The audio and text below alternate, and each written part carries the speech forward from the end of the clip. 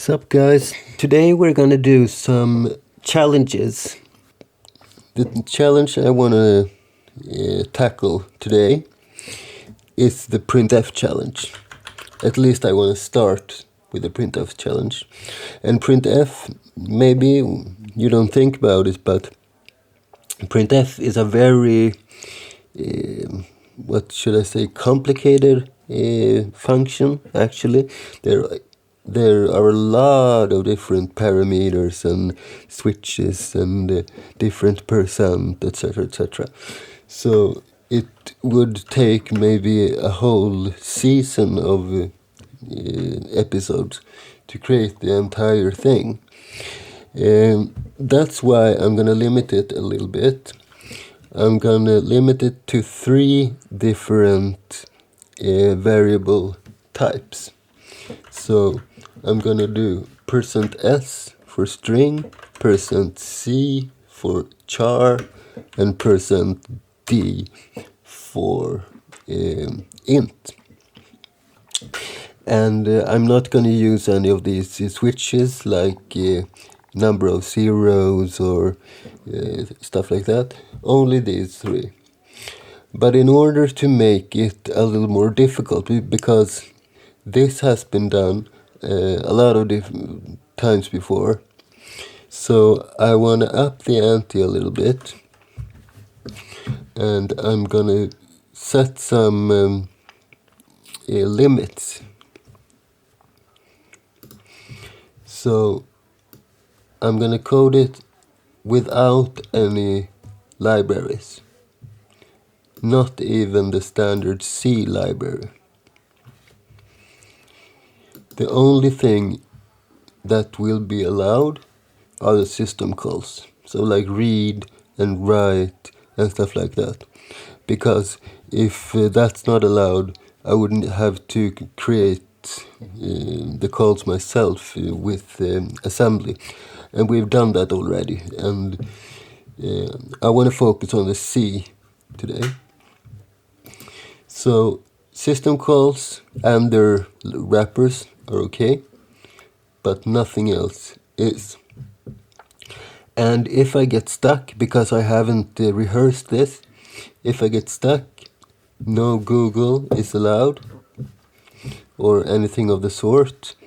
The only thing which is allowed when it comes to documentation is the manual pages. So the man Linux command. That is always okay. And my own libraries are also okay. I'm not gonna use a lot of those, but perhaps for one part of the solution. Okay, let's begin and see what we can achieve. So I will code inside the terminal today.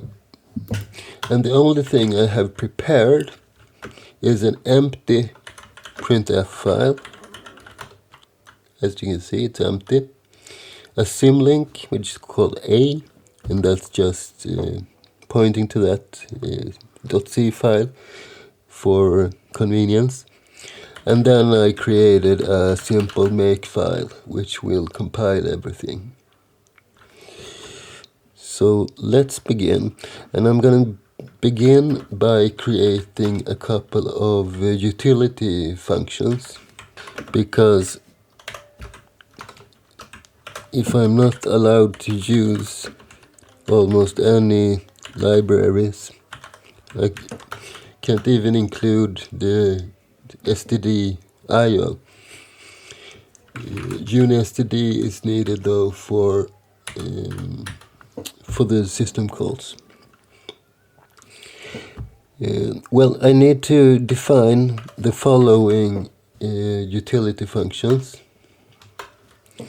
strlen, because I need to be able to count the number of characters in a string.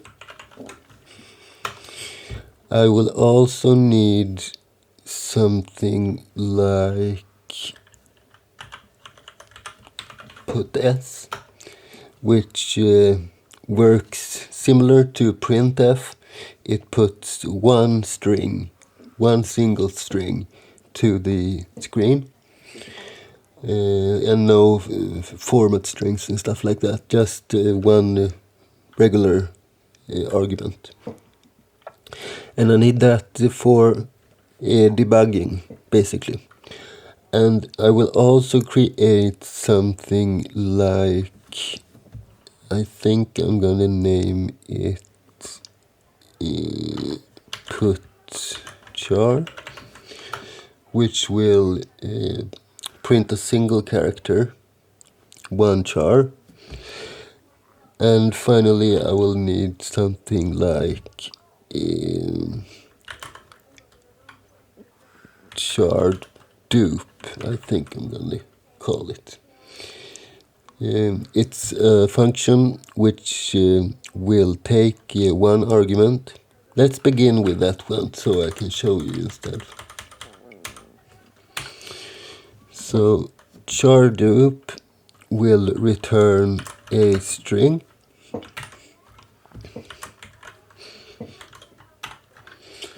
and it's gonna take an input, which is a regular char. So it takes a char and converts it into a string.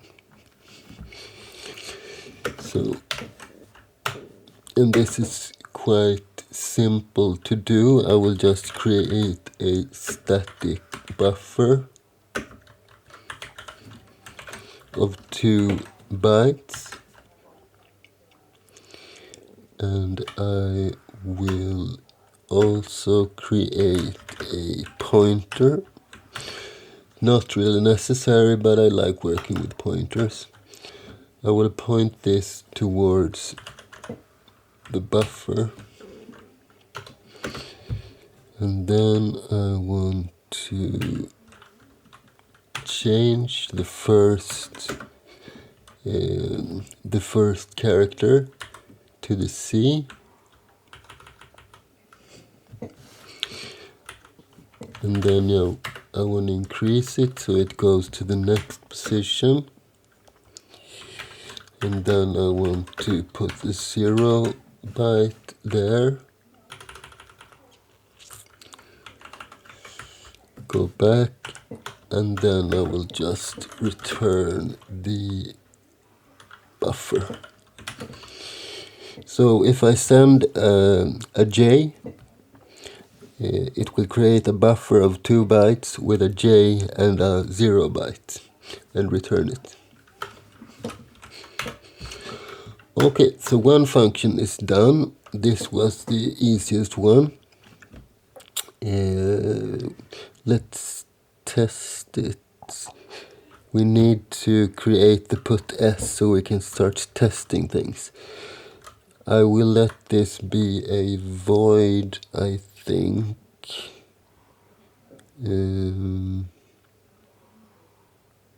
Let's start there anyway. See if it makes sense to return anything. So putS, and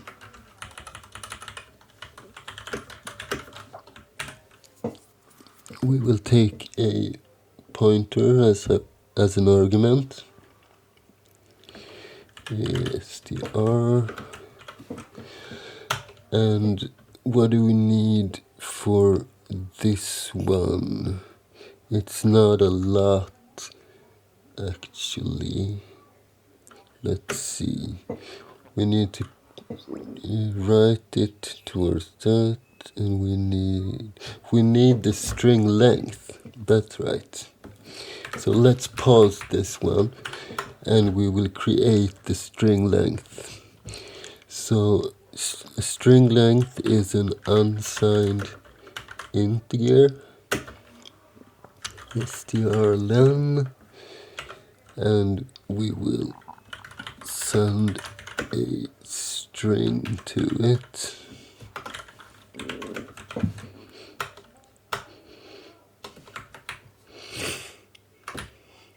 I want to create some space here.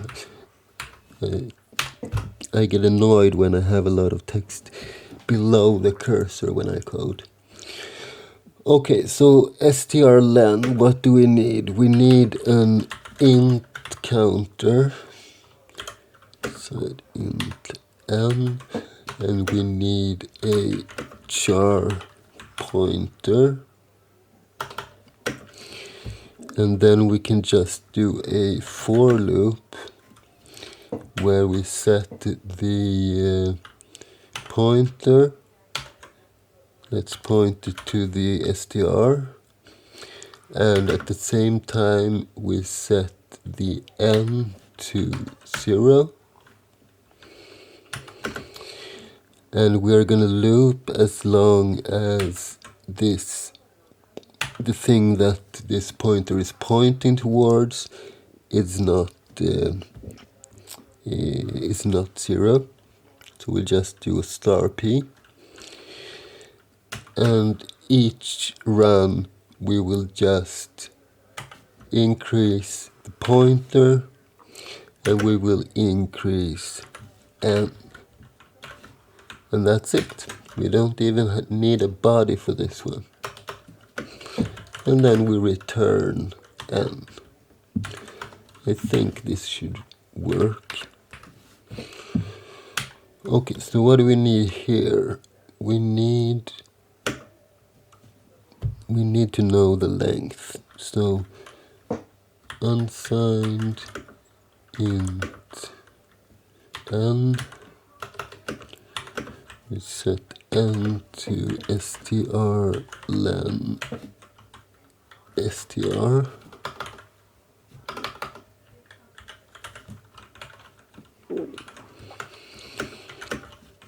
if n is less than 1, so if an error occurred, or if it's an empty string, then we will just return -1. No, this is a void. Maybe it makes sense to... never mind. Let's just return void. In other case, we will write towards our standard output, and I have a memory rule which you might find useful, and that is 0 is the standard input, 1 is standard output, and 2 is standard error. So first you take the one that is a singleton, because we have 1 in and we have 2 out. And then you take the one that are mostly used, so standard output is used all the time, and then just standard error, which means that we will use 1 in this case, and we'll just send str and n. And let's, by the way, make this a regular int. Then we can do return -1 on this one, and we can return the value that write gives us. So if write errors out, our function will error out. Okay, so let's create a main real quick, where we just test our putS function. So let's do something like hello world, like this, and return 0.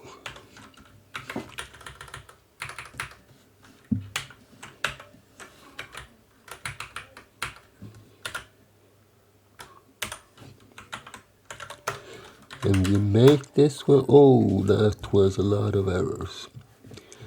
a typo on line 16. Conser. That should be a T right there. By the way, const, I don't think I have explained that.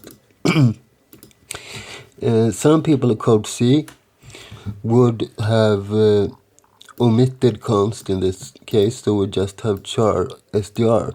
And then they might, instead of using a pointer in addition to the other variables, they would have used this the same. So increase str every step of the loop, etc. But I don't like coding that way, because I think input should be input and output should be output. That makes for less errors. So I make this const, which makes it impossible to alter this argument. Then we try again, and now we do only have one. For p equals str, warning assignment discards const. Okay. When you use const somewhere, you need to use it basically everywhere. At least if you're using, let's see, where were we? It's here, right? So char p const char. Okay. Well, let's make this const as well.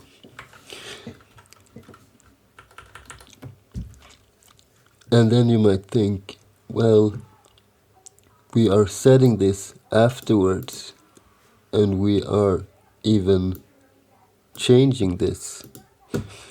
But it works a little bit differently when they are regular variables. I think the only thing we're not allowed to do is reassign it totally to another variable. Well, we do that here, but you can only do it once. So basically like, like TypeScript. I think. I will double check this and get back to you about it. Okay, it compiled. Hello world. We have created our own strlen, our own putS, and it works almost from the start. Great. And we can't really test. Yes, we can, by the way. Let's test the first thing as well, the char dupe. So we can just do, let's do it like this.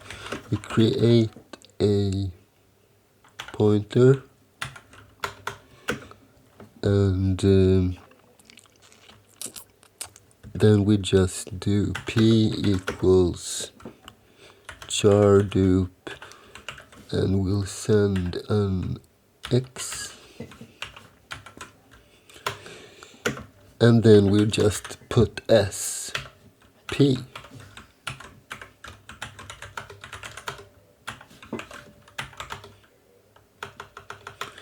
We need to start the program like this: printf and echo. There we go, x. So that function works perfectly well as well. I'm going to give you a tips, by the way. When you are working with a specific project in a specific directory, in a Linux or Unix environment like I am here, like I am in this challenges folder, it gets quite annoying if you're deeply inside a folder structure and this prompt is taking up most of your screen, like mine is now.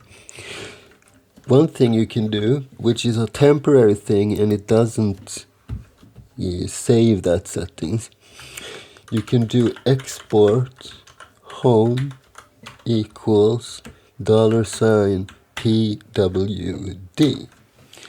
What this means is it changes your home directory temporarily for this session only, and it sets the current working directory, which means my prompt is now this big and I'm still in the same directory. Alright, so what else do we need? I don't think we need a whole lot more. Right, we need one more function, or what we should call it, and that is the putchar. The one function-like structure which will put only one character to the screen. And I say function-like structure because we don't need to create the function for that. It's basically a one-liner. And that's why I needed that char dupe thingy, because I'm going to create a function macro for putchar. So, and if you don't know what a function macro is and how it works, please check out my new video from the day before yesterday about function macros in C. So let's define putchar with one argument. And what are we going to do? Well, the only thing we're going to do is we're going to call the right function, because we're only going to output one single character, which means if we go to the end here and we check out how our putS function looks, well, we have this check and we call this string length, but since it's only one character we're going to put out, we don't need the string length call. And if we look at the arguments here, this won't change, this is always a 1, and this is just a pointer towards what we're going to print. So this is basically the only thing we're gonna call. So let's define the macro as calling right with a 1 as a file descriptor, and then we make a call to char dupe with the character that we want to print, and we're going to print one single character like this. Quite elegant, huh? No extra overhead from the functions. Okay, so now we have our building blocks. Now we're gonna take on the actual function printf. And if we begin by the signature, so the signature for our printf will be int printf, and we're gonna take in an const char fmt. This is the format string, and then ... because this is a variable length argument function, and that is what I need my own library. If you watched my community post today, I showed you a piece of code, and I ask you all if you could figure out what it does. And that is exactly what we're going to use now. So let's include, I call it x86 args.h. And it's only one single macro. If we open that .h file, x86 args, this is the code that I showed. The only other thing is this if def, so it checks that we don't include this header file twice. So what does this one do? Let me show you by using the code. Sometimes that is easier than explaining. So I'm gonna create an unsigned int pointer. Let's call it p, and then I'm gonna call the macro, which is args, and I'm gonna send this p like this. And let's just try to print this p, but we need to do a typecast. So unsigned char star, and then another star and the p like this, and return. No, let's do like this, and then we increase p plus equals 4. We move it 4 steps, and then we print it again.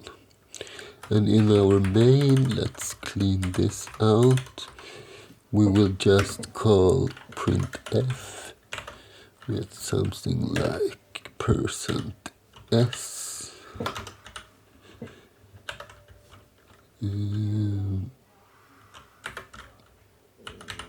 %s like this, and then something like arg2 new line.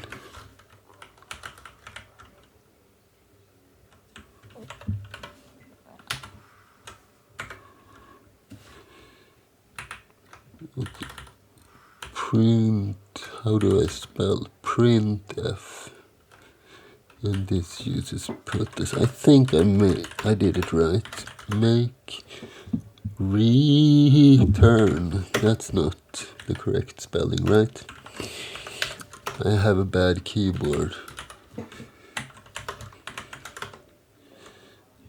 We're still no value. We didn't make it a void function after all. We made it an int, I think. Yes, we did. So return 0.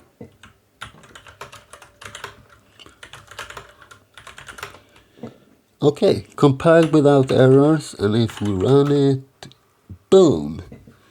But we do only see one.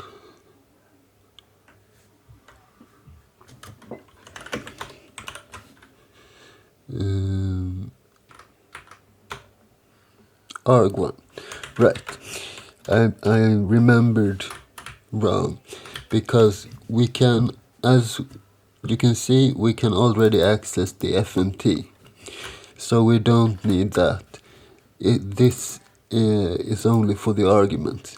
So basically, this is my own implementation of what is called VA arg, which is a bunch of C macros basically, or perhaps some of them are functions as well, I'm not sure.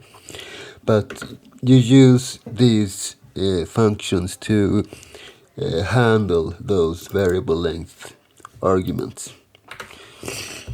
I have actually never used any of these, but I wanted to try to write my own implementation of it. And mine is a little bit easier. They are a little bit more complex with more arguments to their functions, etc. The only thing I do is I create an int pointer and I call the args with that int pointer as an argument, and then you just reference that when you want access to the first argument. And if there are more arguments, then you just increase the p variable by 4 every time you want to point to the next argument. And in that way you can have basically an infinite number of arguments to a function. Okay, that's all for right now.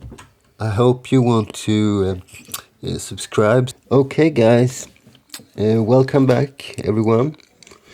Now that we have our utility functions done, most of them anyway, we might need a couple of more. We will start coding on the actual printf function. So I'm gonna start to make it work for regular strings and string arguments, as well as char arguments. And then we're gonna tackle the numbers bit. Okay, so I'm gonna read one character at a time, and if we see a regular character, then we will just print it directly to the screen.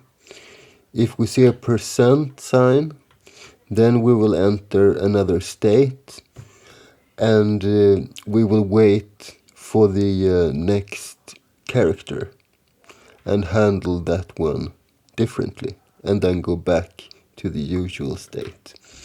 So let's begin by defining the actual state. So let's create a definition which we will call, let's call it wait for a char, basically. So I'll set that to 1, and then I will define a wait for, let's call it format string, and I will set that to 2. And I usually do a comment like this, just to show the bits, because this is a bitwise flags definition. We will probably only need to have one flag at a time, but it's always a good idea to define it like 1, 2, 4, 8, 16, etc.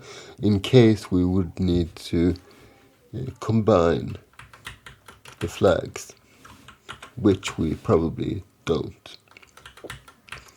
In addition to this, I will create a type definition for a regular unsigned 8-bit char, which I'm going to call state. So we'll keep our state in a regular char. Okay, so let's begin then. We will define our printf. We have started a little bit here. So I have created a pointer which will be pointing towards the variable length arguments and regular parameter for the format string. I have initialized my own library for handling variable length parameters, and we have tested it out like this. So let's remove this, and at this point this pointer is pointing towards the first argument. Okay, so let's see. What do we need? We need a couple of variables. I'm gonna create a unsigned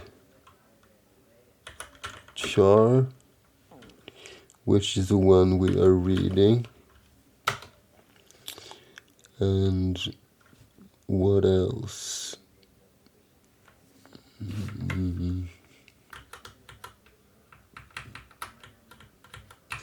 We need a state. I will just call that S.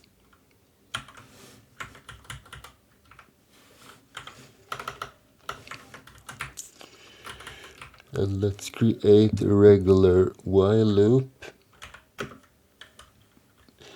We also need a pointer towards the format string. Let's call that, I will just do const char f, like this. Okay, so while we still have a value for this f variable,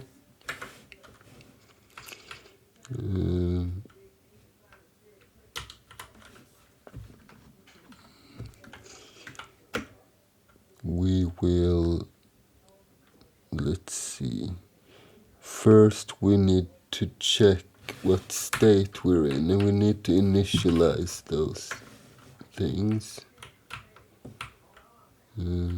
What happened here?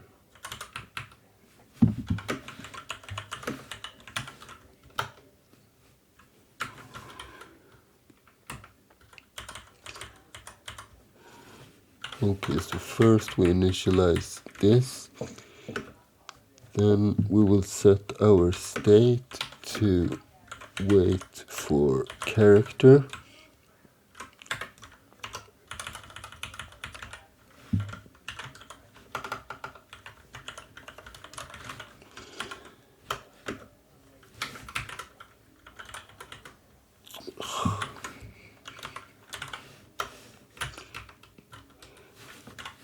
And we will point our f towards the format string, like this. Okay, so we will loop as long as we still have f, and then we will do an if statement. So if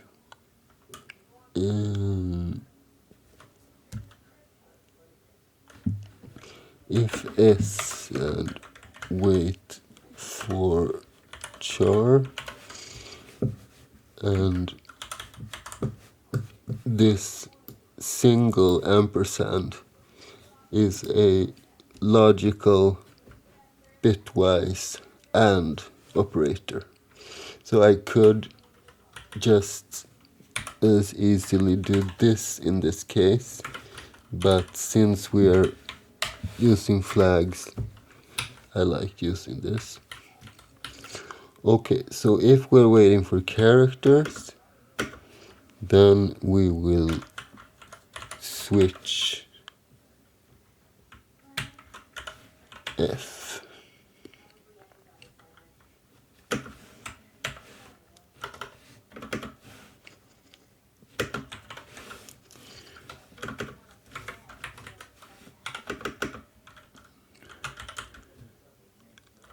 And if we are waiting for a format string thingy, then we will have a different switch.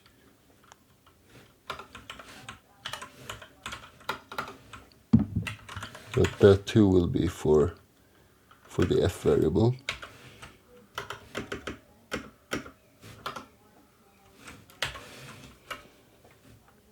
Something like this.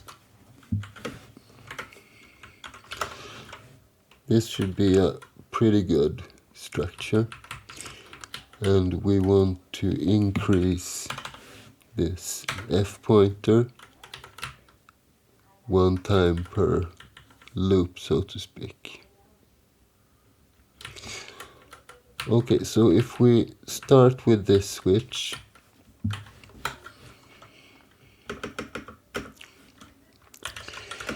what cases do we need? Well, we need a case for the percent. So if we find a percent sign, then we want to, in the next round, we want to look for like an S or a D or something of the sort, which means we will transcend to another state. So I will just set S to wait for format string and break to the next iteration of the loop.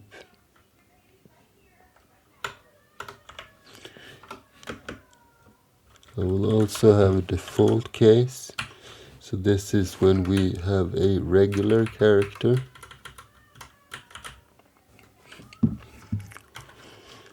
And if we do, I will just put that char on the screen. So like this. It doesn't seem that we will need this C variable, so I'll remove that one.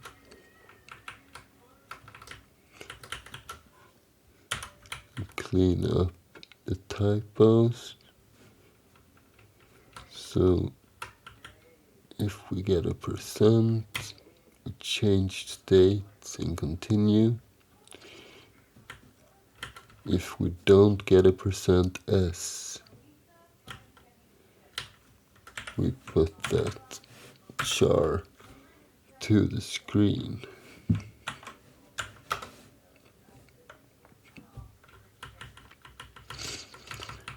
And if we are waiting for a format string,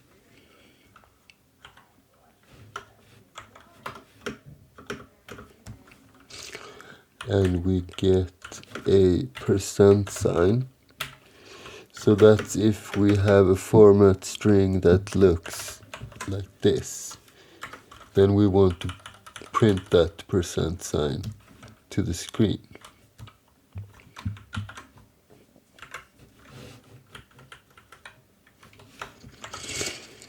So we'll just do putchar and the F, and we need to go back to the regular state because we're not waiting for the format string character anymore. So we'll set the state to wait for char and we'll break.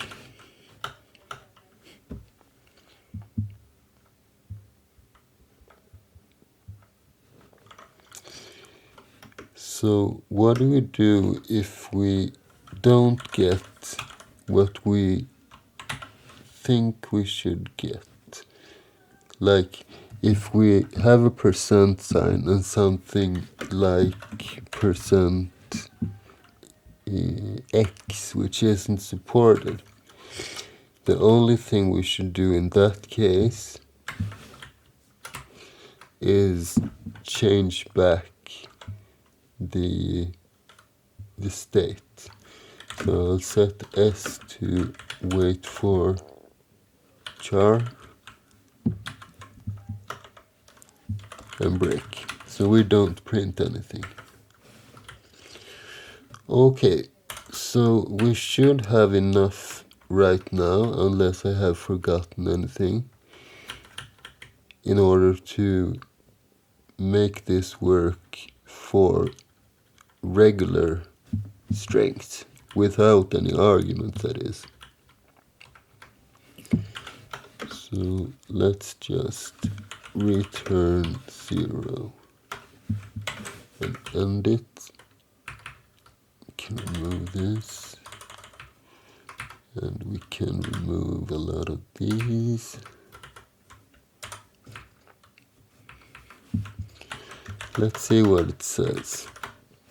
Okay, it compiled without any errors or any warnings. So let's try it out with just a hello world thingy.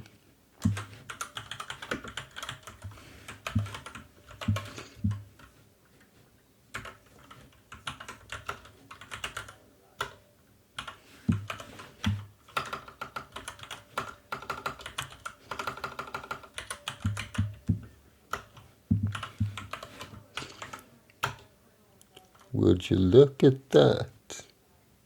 Beautiful. But what happened to the new line at the end? It didn't quite catch that, did it? Perhaps we need to do that manually then. So let's just create another case for when we are waiting for char. So case, and I think it's 10. Let's do something like case 10 and case 13, because sometimes we use both of those. So if we get any of those, then I want to check if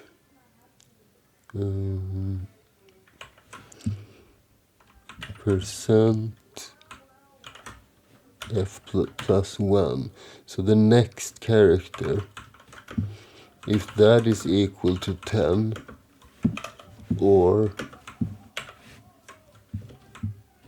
if the next character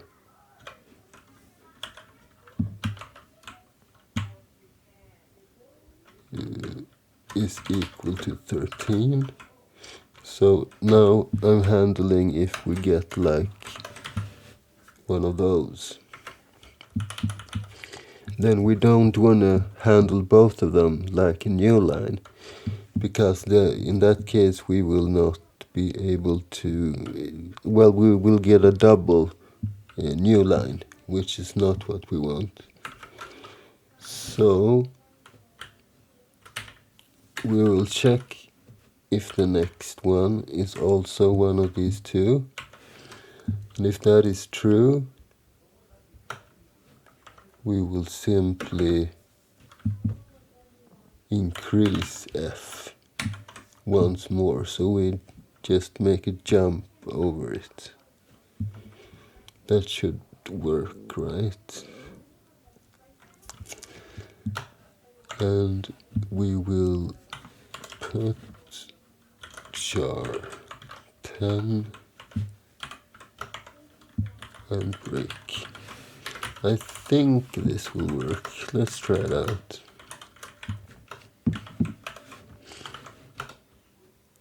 No, it did not. Why is that? What if we were to do both N and R? Should be the other way around, I think. Like this, a Windows style new line.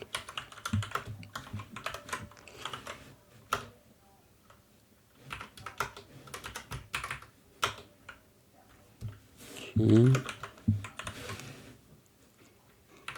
Printf hello world rn.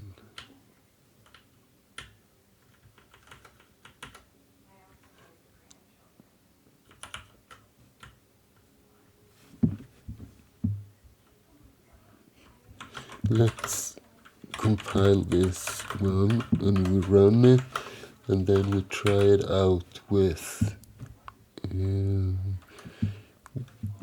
strace.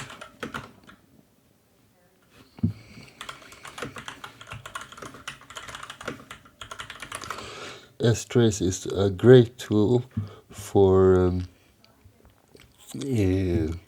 analyzing system calls. So we see all their arguments and the result of the system call. And in cases like this, it's quite nice to have something like that. Okay, so let's see what happens. We should see a, let's just do this. And we grep for write. Write one hello world.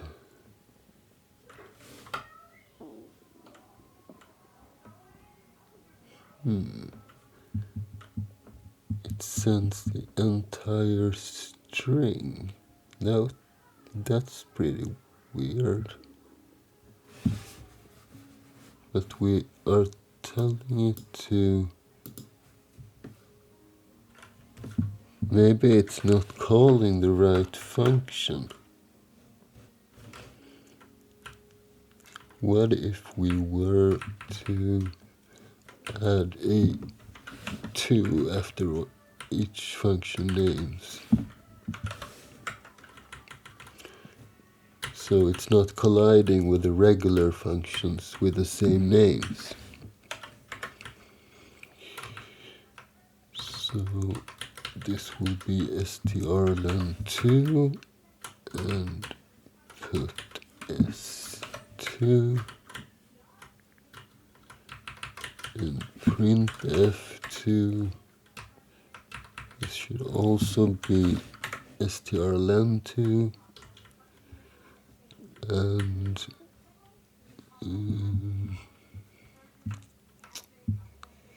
wait for char.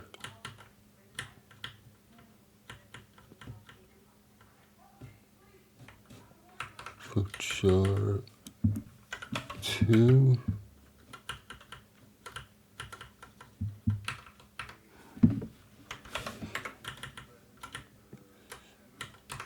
and printf 2. What happens now? Did I miss anyone? Implicit declaration line 69. Putchar 2. Okay, it compiled. Hello world. No, hello world. That's interesting. What if we were to do an strace then?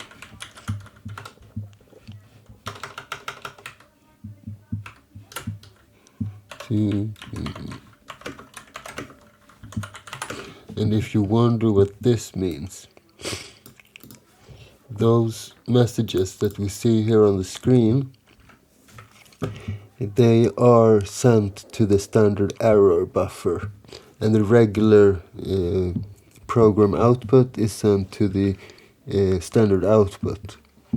What this command does, it smashes them both together. So 2 is standard error and 1 is standard output. And this redirects standard error to standard output, which makes it possible to grep for stuff, even in this type of thing. Okay, let's see. Write one, write one, write one, write one. Okay. Looks nice, but what about the first? Hello. What happened to the age? So f equals fmt while f plus plus. Perhaps we need to set this in parentheses so it not increments it directly from the start. And now I don't think we need this case anymore. Let's see what happens if we comment this out.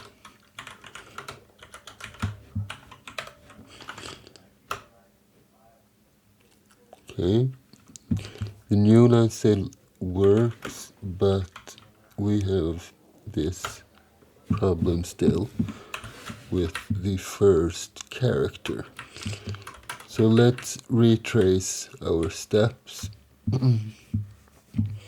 We set f to fmt while blah blah blah. This should not alter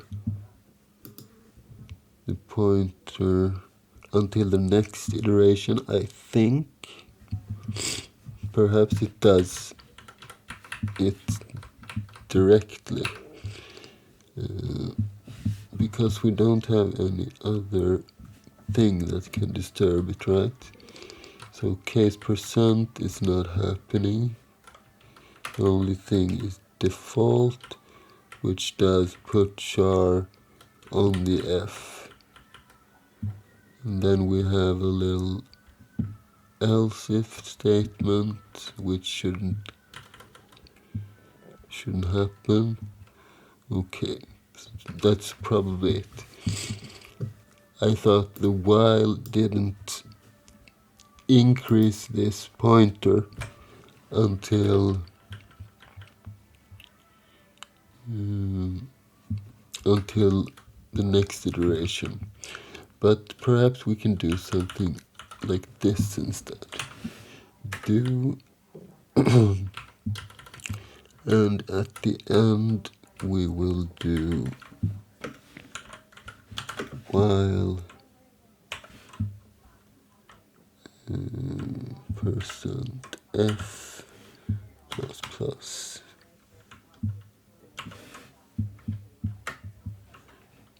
Maybe we even need to do plus plus f in this case. Let's see what happens.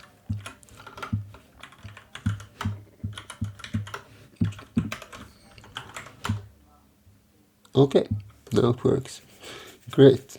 So, if you wonder what I did, there are two ways of creating a while loop. It's the regular way, like this, which will loop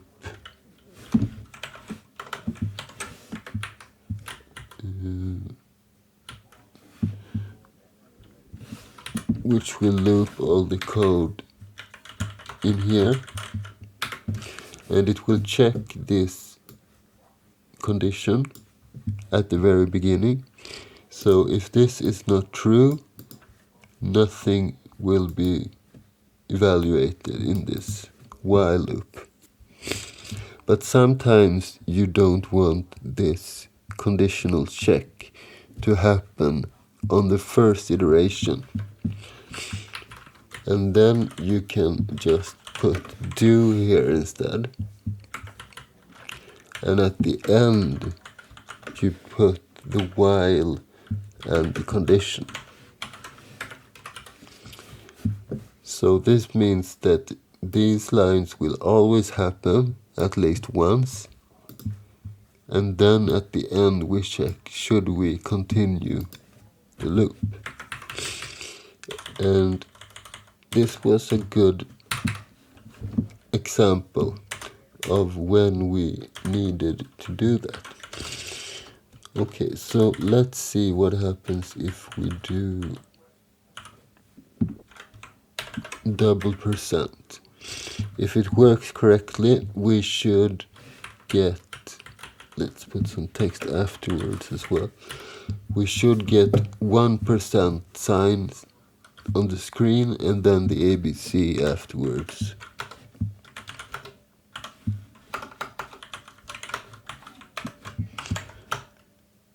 Yes, great.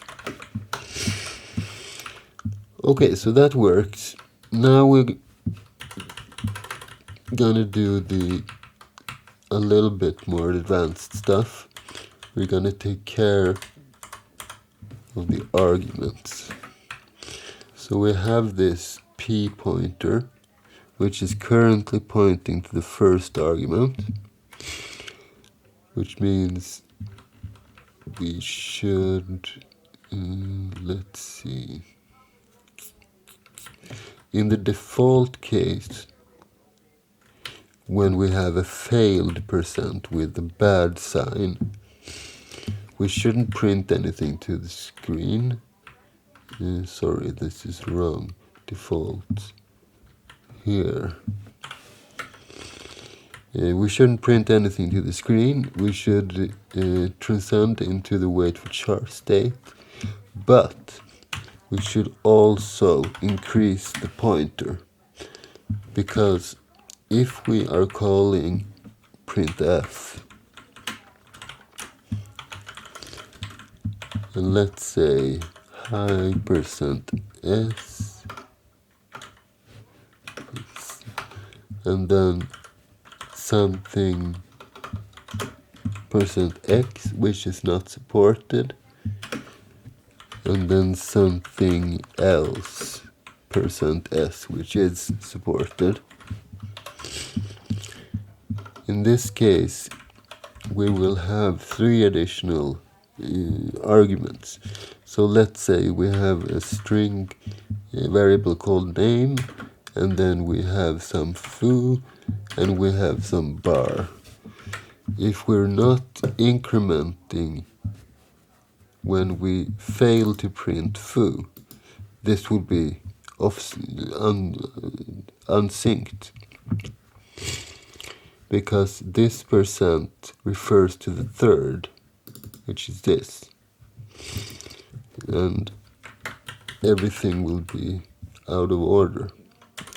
So this should fix that problem. What else? Well, let's see, default. We would put in, let's begin with string. What shall we do if we encounter a %s? We already have the pointer p pointing towards the correct argument, so we should basically just send that to putS. And we need to do a typecast, so unsigned char star, and then another star, because we are pointing towards a memory space which contains an address to the argument. So we need to go into that address and grab the value. And that's why we need the double asterisks. So something like this. And then we need the actual pointer as well. And then we will just increase this one. Right, we need to increase it by 4, not this like this. So p plus equals 4, because every memory address in my system takes up 4 bytes.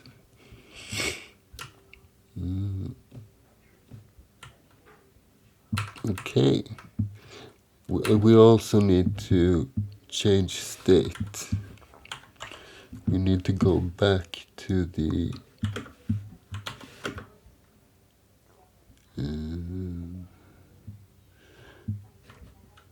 we need to go back to the wait for char state. And finally we'll break. Okay, let's see if this works. I will just create the pointer like this and point it to something in the data segment. Let's put in my name. And then I will do like this. And I will send P. Okay, let's see if this, oh, what happened here? Put S, we don't have put S. We called it put S2, right?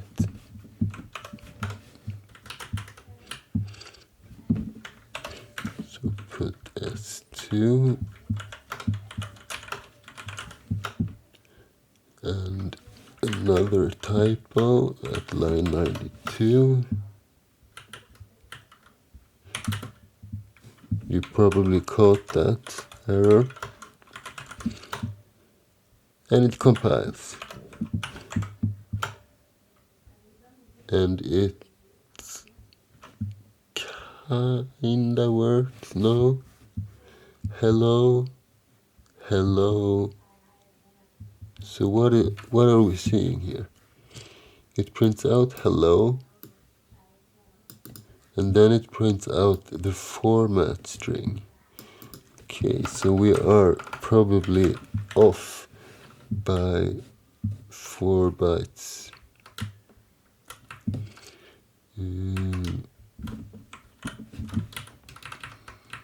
Where is it? Here. Let's do an increase of this plus equals 4 from the beginning. Right. Yes, let's do it like this. And we make and we run it. Okay. That's not correct either.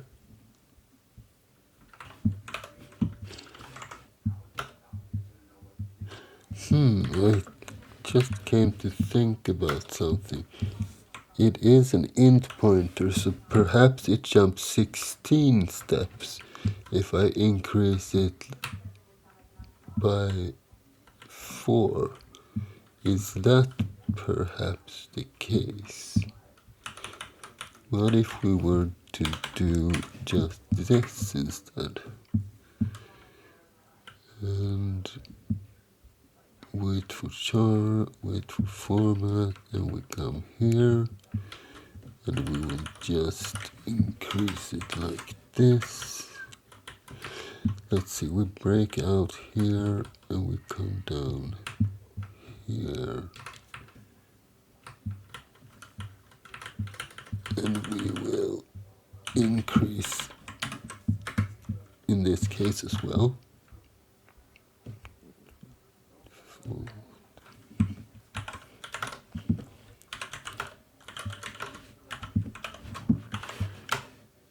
Okay, there we go. So when you increase an int pointer, it jumps 4 bytes because an int is 4 bytes. And when we do what I did, we increase it by 4, then we jump 16 bytes, and we end up totally wrong. Let's see what happens if we create our first example again, when we have a variable pointing towards a string in the data segment, and we will just send the pointer like this.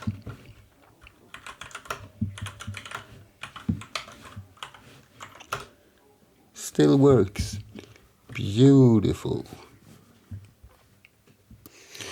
Okay, so now that we can send string arguments to the printf function, the next step should be rather straightforward. We will do the same with chars. So let's go into our switch statement for the wait for format string section. And let's create a case for the C character. So what shall we do if we get a C character? In this case, we should call our putchar to a function, and we shall send the next function or parameter in line. So this time we should typecast this as an unsigned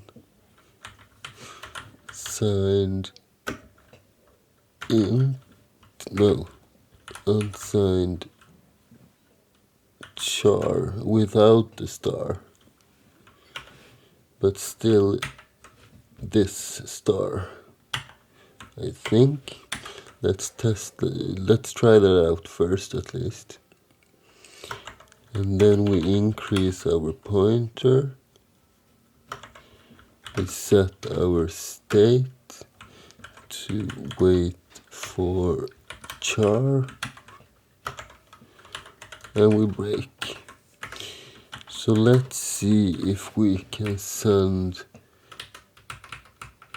the contents of a char. So let's remove this code, and we will put in a char named C. I will set this to the letter X, and I will just simply change this S to a %C instead, and this I will change to C2.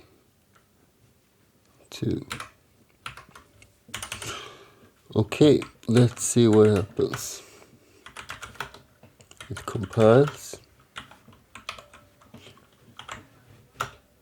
and it works. Beautiful. So let's see what happens if we use both of these. So we have 2 arguments. So let's put back our P pointer, and let's point towards my name again. And let's just put something like this. And then we will put our P right here. So something like this.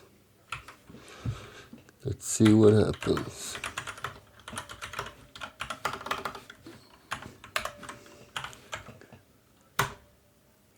And it works. This is fantastic. Let's see what happens if we change place for these two. I want to see that it works properly with the increase, so it's not a problem that the char is 1 byte and the others are 4. So let's change this to a C, and this to a S, and this to a C, and this to a P. So it should say hello X and Jonas ABC if it works.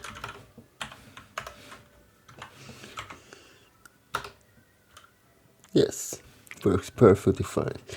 Great. Now we do only have one thing left, and that is to print out a number. And that sounds simple enough, right? Well, maybe not. Because in order to print out a number, we must convert that number to a string.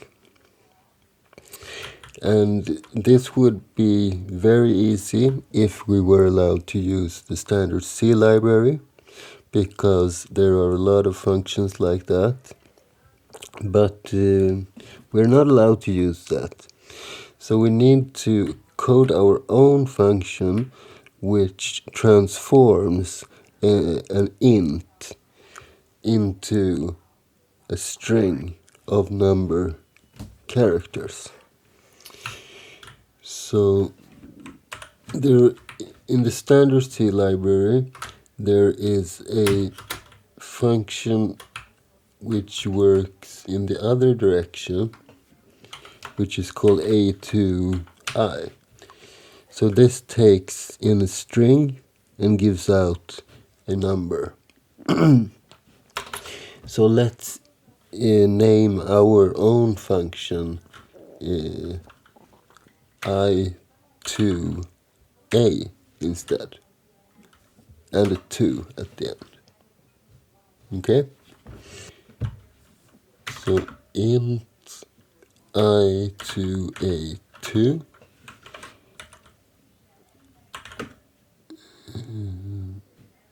let's see, it takes in an int n, and it returns a string. So something like this. So how do we do this? Let's say we have the number 1, 2, 3. If we were to divide this number by 10, what do we get? If we were allowed to use floats, we will get 12.3, right? But we don't have any floats. So this will result in the number 12, and we will get a rest number, a modulus of 3. So if we take this 12 and divide it by 10, okay, this is a bad representation. Let's do something like 12, and then I will put a 3 in parentheses. And if we divide the 12 by 10, we will get 1, and then a carry of 2, right? Because the 2 is what's left after we have taken 1 times 1 times 10. Okay, and then we have the single digit left, and then we just use that. And if we were to do this, I haven't tried this before, but I have thought about it, and it seems it should work, right? Because here is the 1 and the 2 and the 3.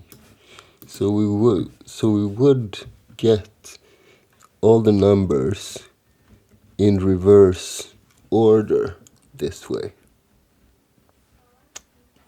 Okay? So let's start out there. And we have the N. I think I'll do this by unsigned to begin with. So unsigned int, and let's call this x, and then we will have a unsigned int array. So let's call this x's. And for the sake of this, now we can think like this. There is a limit how big an int can be, right? So it's basically 4.3 billion. And how many are this? We have 3, 6, 9, 10. So we will not need more than 10 numbers. So let's set x's to 10 as the size. And let's see what we can achieve. I will do this manually first. So I will just set the x to, let's use 1, 2, 3.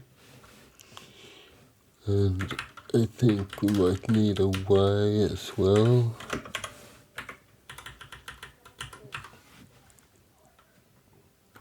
So x is 1, 2, 3. Then I will set the y to x divided by 10. This should generate the 12.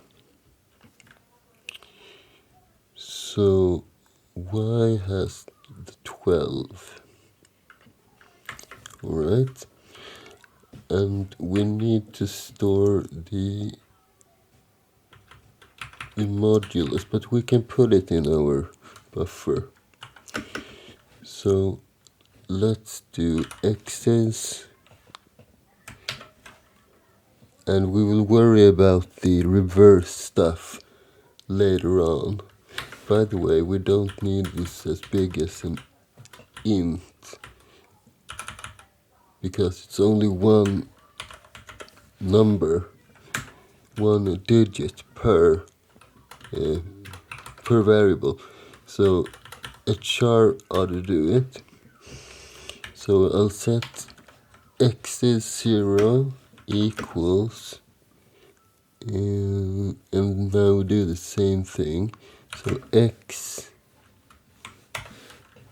modulus 10. So the percent sign is the modulus, which also creates a division, but it collects the carry, the rest bits, the rest digits. Okay, so x's contains that. Then we go to the next step, and x, let's set x to y, because y contains the 12. And then we do the same thing again. Y equals x divided by 10. And this time it's 12 divided by 10. So we should get a 1 in the y. And in the x's, we should get the 2, right? If we do x modulus 10. And then we will just do something like if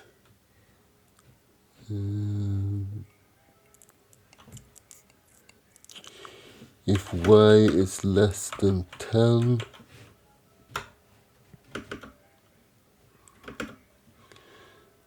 we will simply do x is 2 equals what we have left, which is y. Something like this. I'm not sure how well this will be working, but we'll see. And I will cheat a little bit and do the printf here.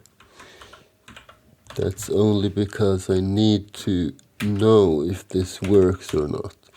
But as I mentioned before, during the development I am allowed to use libraries, but the final product can't use any external libraries. Okay, so now we print. What do we print? We should print something of the like.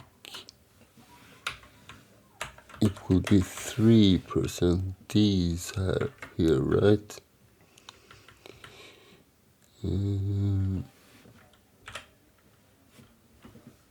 a new line. And then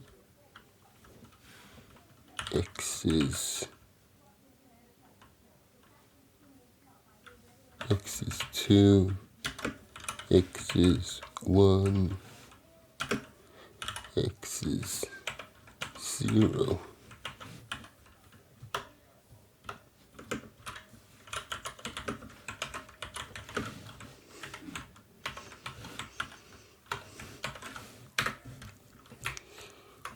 Okay. And I will temporarily include the stdio.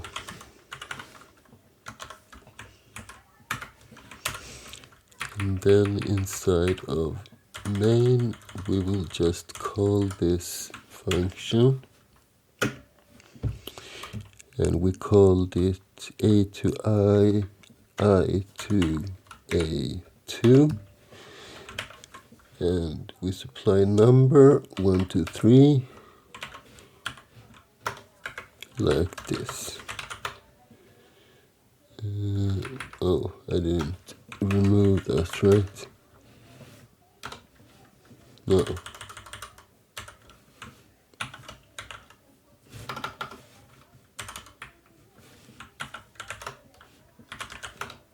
It compiles.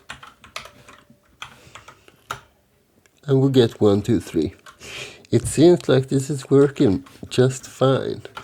Great. So now let's see if we can make this into a loop of some kind, because currently we did do every iteration manually. So how do we figure out where to put the respective numbers? Loop. Let's start there with the loop, I think, because we have this if statement here. If y is less than 10, then we should do something. So we can loop until y is less than 10. Let's do that. So while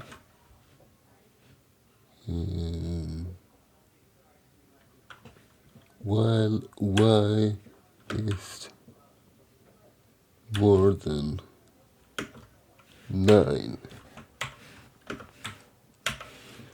then we should have this loop.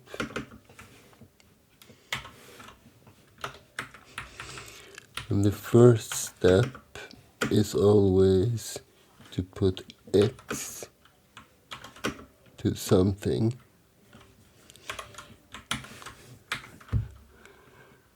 and y should from the beginning be set to n, which is the number that we are supplying as a parameter. Okay, so far so good. And then we will do the actual calculations. So y equals x divided by 10. And how do we know in what position of x's to put it?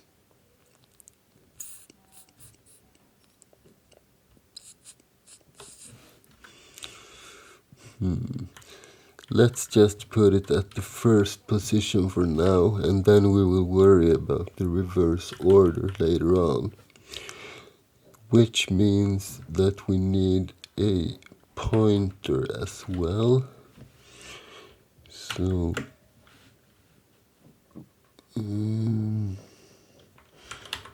unsigned int, no. Yes, it should be an int. Unsigned int p, and we will set p to x's.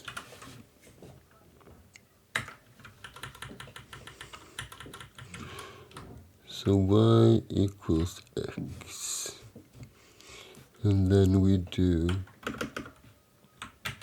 x's plus plus equals x modulus 10, something like this. And this will loop until y is less than 10, and then we are down here, and then we should do one additional x's equals y. So x's equals y, like this. Can remove all of this stuff right here. Let's print out these just like we did before to see if it works the way we intended to. Okay, an error, x is plus plus, p equals x's, incompatible pointer type. Oh, not x's, we're using the wrong variable.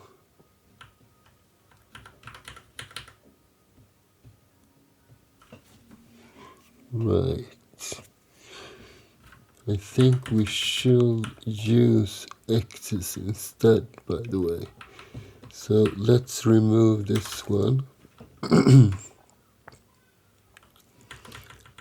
And let's create a pointer out of x's instead and remove this pointer. And then we will set x's equals malloc 10. And we shall remember to free that one.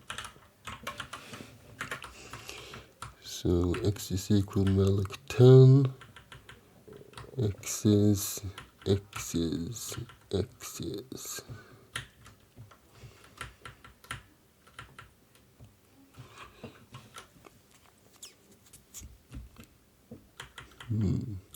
But now we have changed the x's.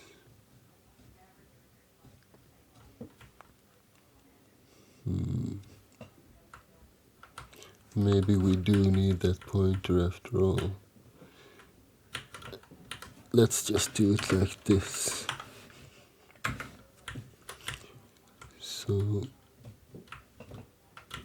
axis equals malloc, p equals axis, and then we will replace those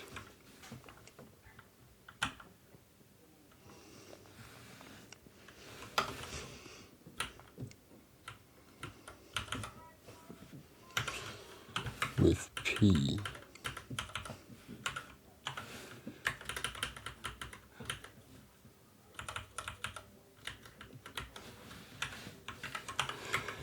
Something like this. Okay. Oh, that's quite a lot of errors. What did we do wrong? Okay, we don't have malloc. We will include mallocs. Include stdlib.h make, and now it compiles. Okay, we did get the one to, okay, we freed the wrong variable, right? Yes, we need to free p, not x's. Okay, 1, 2, 3. It works in our easy example, but it won't work for anything just quite yet.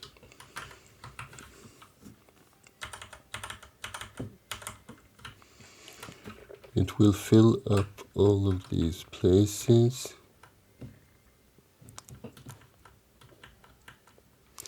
So what do we need to do now?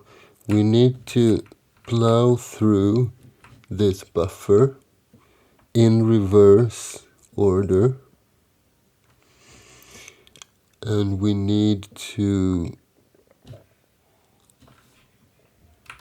interpret the numbers that we do have there, because what we have at each position is like 5 or 2, etc. But 5 or 2, etc. has different meaning for a char, because char is using the ASCII table. So let's present it like this. So if we have, for instance, a %c and then 61, and we get a 6. No, doing it wrong. %c, I think we should do it like this instead. So 41 in hex, that is a big A in the ASCII representation, and it's B, etc. So what we have is 0, 1, 2, and we need to change that to the ASCII representation of the numbers. So can I somehow get it from this printf version? What do we need? We need a %c. And what do we get if we just do a 1? We get the 1.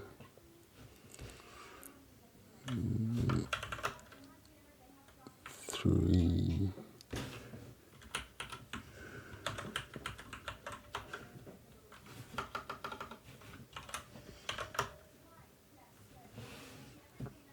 0.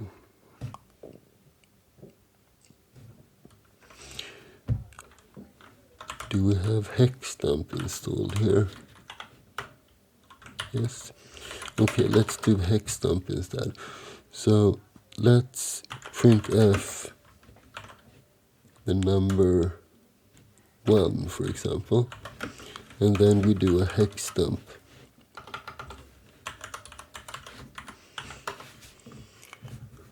Here we can see it's 31. And if we were to do 5, it's 35 in hex. So that means we have a span from 0, which is 30, all the way to 9, which is 39. So basically that means that we want to take a 39 of hex and turn that into no, the other way around. We want to take the 9 in hex and turn that into the 39. So we should just be able to add the hex value 30 to any of our numbers, right? Which would mean if we were to do like 32 here, we should get a 2. Yes, we do. Okay, that makes stuff easier. So now we just have to reverse this and alter the numbers. So let's create macro for the swap. So define swap char of x, and that should be x plus the hex value of 30, like this. Maybe we should add some parentheses too. Okay, so now we have a swap char. Now we need a reverse.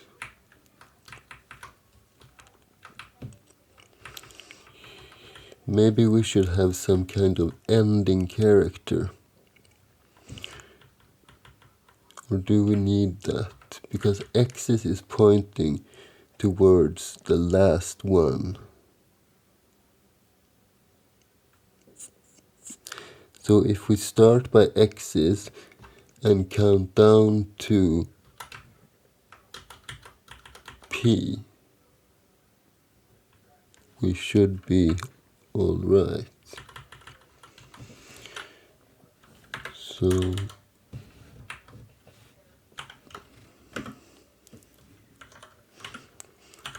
while axis is not equal, or maybe we should do while axis is less than P. And we need an additional buffer that we can return. Let's make that static char. So static char return, and we'll make 10 of these. Like this. And we need a counter for them as well. X and Y is not needed anymore, so we can take them. Maybe we shouldn't use a while loop then. We will do 4, and we will set X equal to 0. We will loop as long as x is less than p, and in each iteration we will just increase the x. And what are we going to do? We're going to set the ret of x equal to putchar of x's. I think that should be right. And then just at the end of the loop we will ret x. This has increased. We will set rect plus x equal to 0.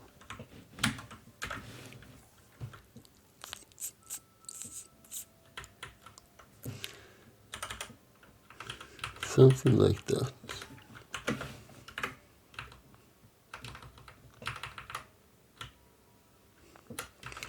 And we will free that buffer,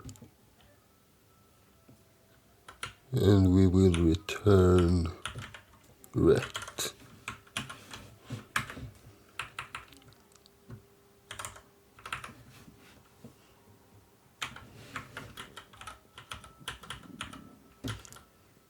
Something like that. Okay, so itoa, we need a printf here. Let's do like this. So we will cheat with the printf,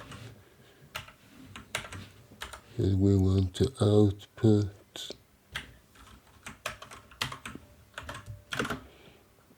itoa2 of the number 54321. Let's see what happens.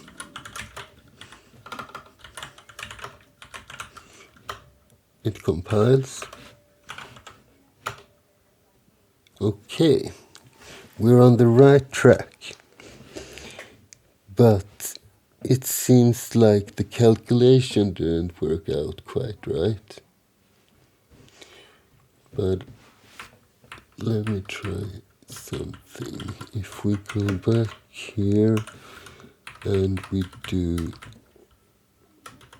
let's do something like 1 to 1.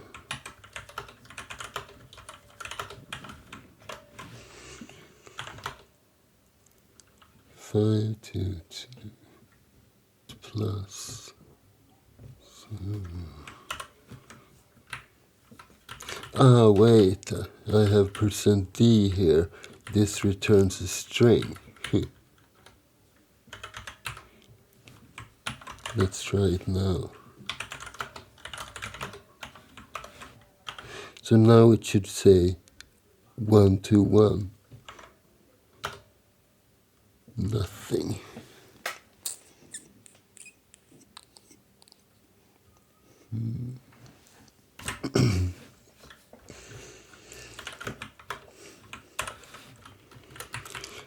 Who said coding was easy? Okay, let's try another number first. Let's do 5, 4, 3, 2, 1.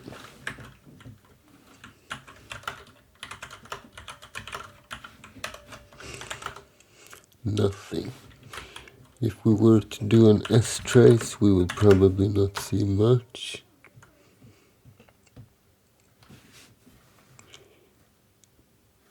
Three.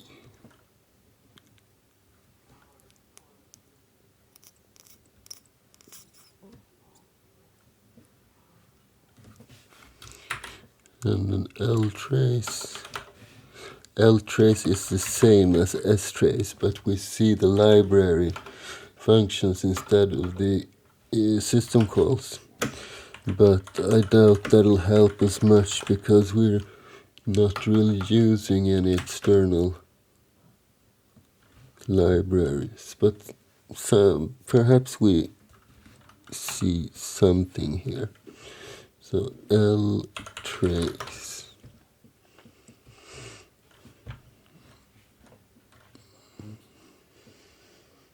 There we go. Okay, so let's check out the ltrace output. That's not much.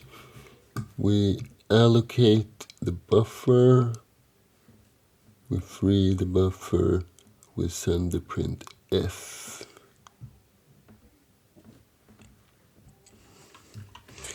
So what went wrong? Let's go through the code again. So what do we know? We know that this part works. So we do get the numbers in reverse order into our array. Then what? We do a for loop. X is 0, x is less than p. Perhaps this should be in the other direction. I always forget how the memory is, or the memory addresses are growing. X is more than p. Wait a minute. Let's see. X's, p and x's are the same here. Then we increase x's. So x's should be bigger than p. Okay. Hopefully this is it. Segmentation fault. Okay. So let's do the ltrace.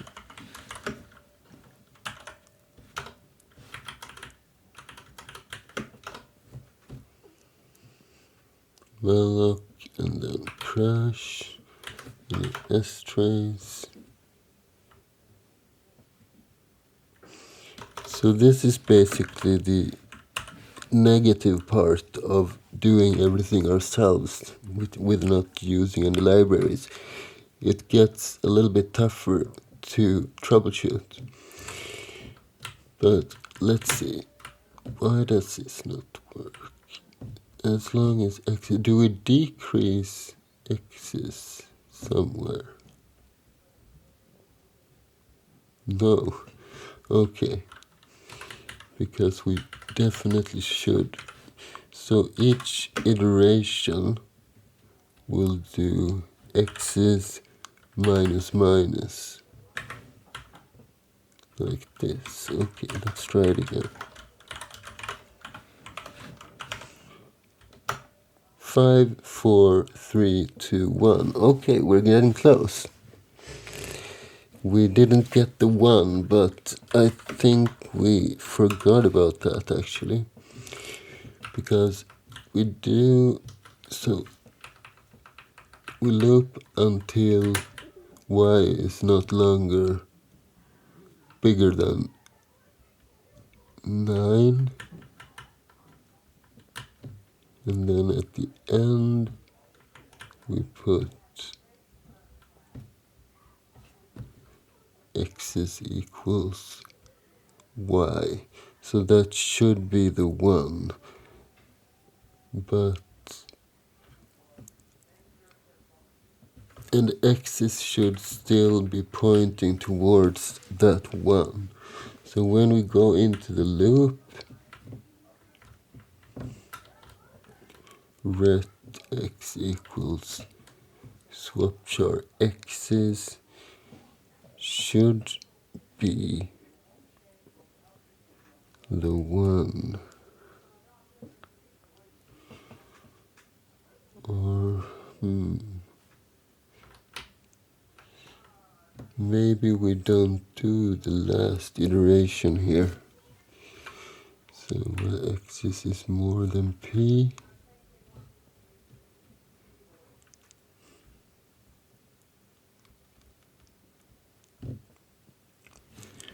what if we were to do just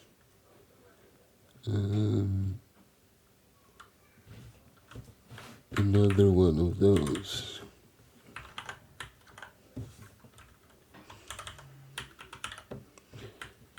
We'll let ret x equals swapchar x's. Let's just try this.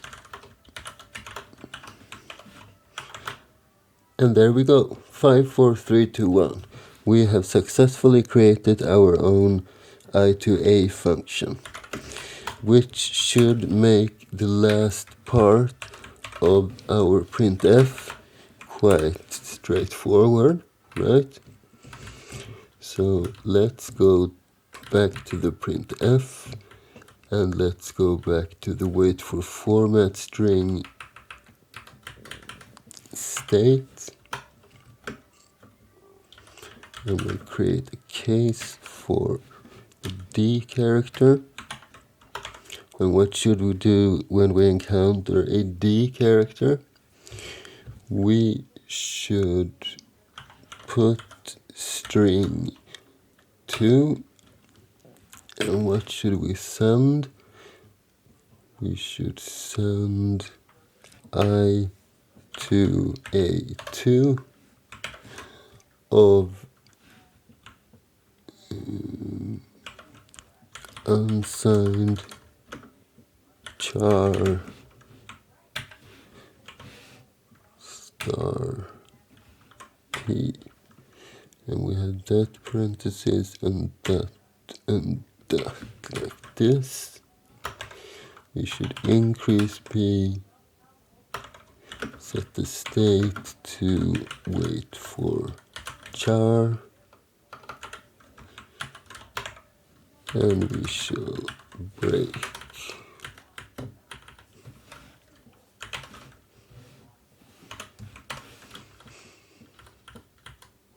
Something like that. Okay, so let's clean up our code. Let's remove this printf. Let's go to the beginning and remove standard IO. And let's test if this works. Let's create an int to call x. We'll set it to 501. No, 5010 is good. And then we will do printf. No, not printf, printf2, our function. And we will say something like the magic number is %d, congrats, something like that. And then we'll just give x as the argument. And x is a value, it's not a pointer. You need to take that into account, so we should strip one of the stars, right? Sure, like so. Unsigned char.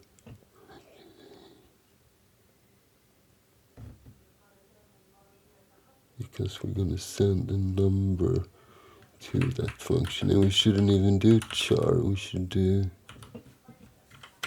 int, right? Let's try this out. Oh, that's quite a lot of errors. Warning, implicit declaration of I to A2. I to A2. What did we call it then?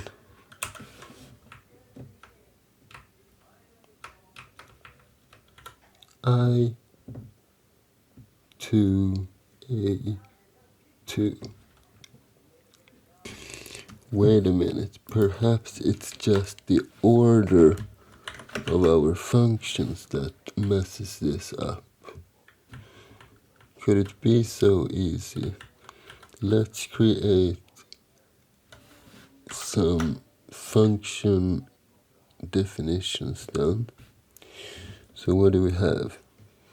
We have the char dupe 2, which takes a const char. Then we have strlen 2.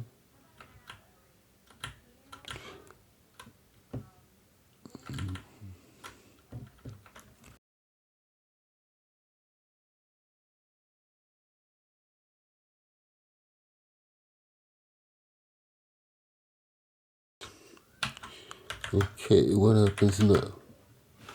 Okay, we removed almost every error message. So conflicting types for printf. Const char fmt, const char dot dot dot int. Okay, int and void.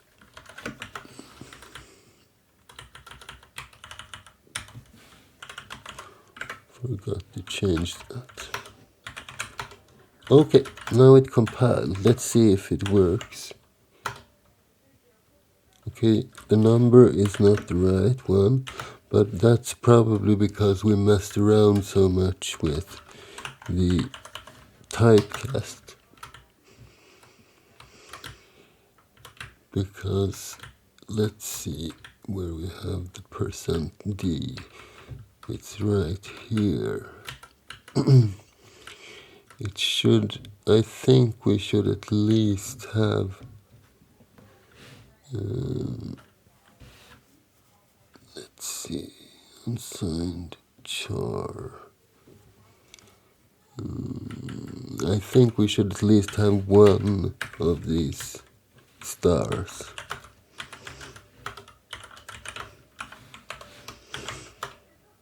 $50.10. Congrats! So we have succeeded in creating our own printf implementation, including an own VA-arg implementation for dealing with the variable length arguments, and a lot of different utility functions, so we didn't even need to use the standard C library. If you like this video, you should subscribe, because I will create some more C videos soon. And as always, I release an episode every week, and I lift up an older episode as well for you to take a look at. So that's all for today. Thanks for watching, and thanks for today.